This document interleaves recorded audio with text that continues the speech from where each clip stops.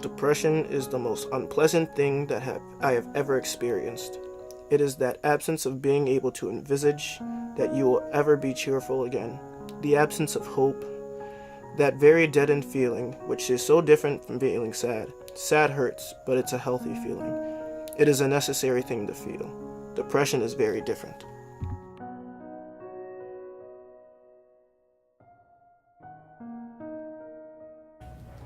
Depression. It's a medical condition that affects the way in which we think, feel, and interact with the world.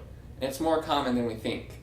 It's been reported that 40% of college students have experienced feelings of depression and hopelessness, and 13% exhibit symptoms of being at risk for mild to serious depression. This means two things. First, it's important to understand how to recognize and respond to depression in both yourself and in your peers, because there's a good chance that you will eventually have an encounter with it. Secondly, if you are depressed, you're not alone. There are other people with the same illness, fighting the same struggles that you are. Today, we're going to break down depression, what it is, how to recognize its symptoms, and how to respond to its presence.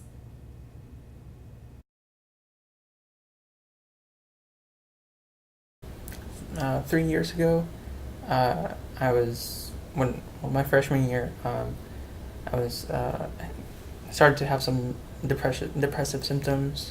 Like for me, it was sleeping a lot, negative self-talk, and at times I was like, well, it's not too bad. I think other people go through it, and it's stressful as well. From simple conversations I would have with other people, but it would go on for a while.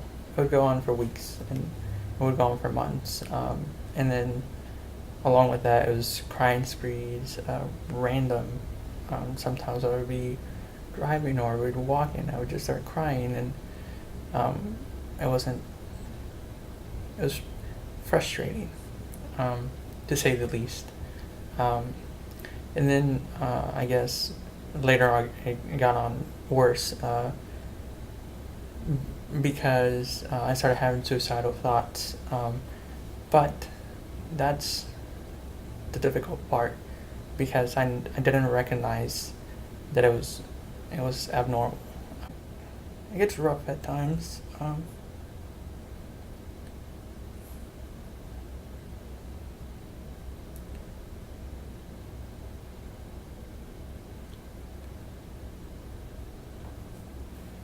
For instance, and I'm sorry, I'm trying to collect myself. Sometimes for months I'll do okay, and sometimes for weeks, sometimes for days. But then sometimes my mood drops, and I start asking myself, like, why? Depression has a wide variety of symptoms, including feeling sad, anxious, or empty, having feelings of guilt, withdrawal from social activities, unwanted weight and appetite changes, decreased energy, difficulty concentrating, irritability, persistent physical symptoms such as headaches, and thoughts of suicide. If you have experienced any or all of these symptoms frequently over the past 2 weeks, you may have depression. Similarly, if you have been experiencing suicidal thoughts, go see a doctor immediately. We also suggest that you call the toll-free National Suicide Prevention Hotline number.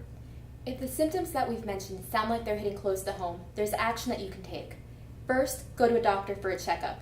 They may prescribe an antidepressant, a medication used to treat depression. These medications may cause symptoms and side effects, such as suicidal thoughts or the emergence of a bipolar episode. So it is important to tell your doctor how you are feeling. Doctors will do their best to match you with a medication that will work best for you, but it's a bit of a trial and error process. It may take a few weeks to experience positive effects from the medication, and people tend to take medication for a few months after they have recovered to prevent depression from returning. Secondly, go to a campus mental health counselor or guidance counselor. Counselors use talk therapy to treat depression, which encourages an individual to talk through their emotions, teaching one how to stop thinking negatively and to look at the positives in life. This approach helps an individual to build their confidence to take on new challenges. Lastly, don't be afraid to talk to people about how you're feeling. Talking about your depression does not put an unnecessary burden on your friends, and it will help make you feel less isolated.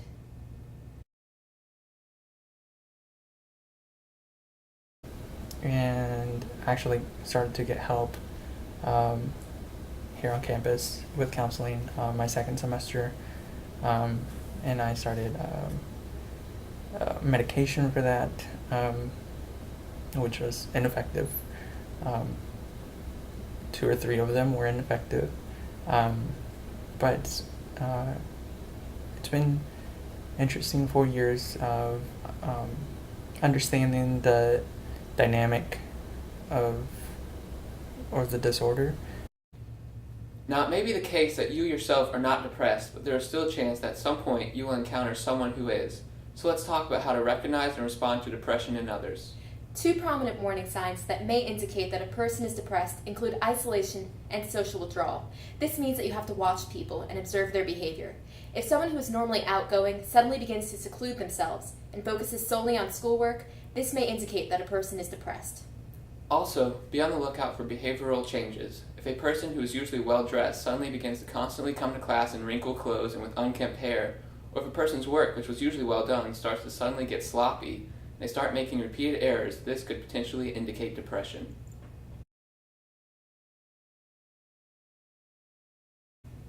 If you believe that someone you know has depression, the first thing that you should do is talk to them. However, depression is an illness that can be difficult for a person to notice. They may honestly believe that they do not have a problem, and so convincing the person to get help can be hard. When approaching the prospect of treatment, the Wall Street Journal suggests keeping LEAP in mind. LEAP is an acronym for Listen Reflectively. Listen to the person and try to understand their point of view. Empathize strategically. Ask about how the person is feeling and try to understand these feelings. Agree on common ground. Depression itself may be difficult for an individual to see, but its symptoms can be more apparent. Focus on these conditions in order to convince an individual that there is a problem. Partner on shared goals. Once the person accepts that they might have a problem, work together to plan the next steps for treatment. Also, general practitioners can diagnose depression and prescribe antidepressants. If approaching the subject of depression seems like a difficult task, convince the person to go to the doctor for a problem that they can see.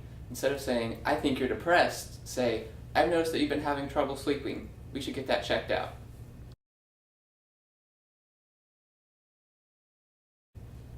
In short, depression is a mental health illness that is common on college campuses. Be on the lookout for its symptoms and understand that there are treatment options available. And if you're depressed, remember, you're not alone, and there are actions that you can take in order to improve your condition. Stay strong and fight on. You say you're depressed. All I see is resilience. You are allowed to feel messed up and inside out. It doesn't mean you're defective. It just means you're human.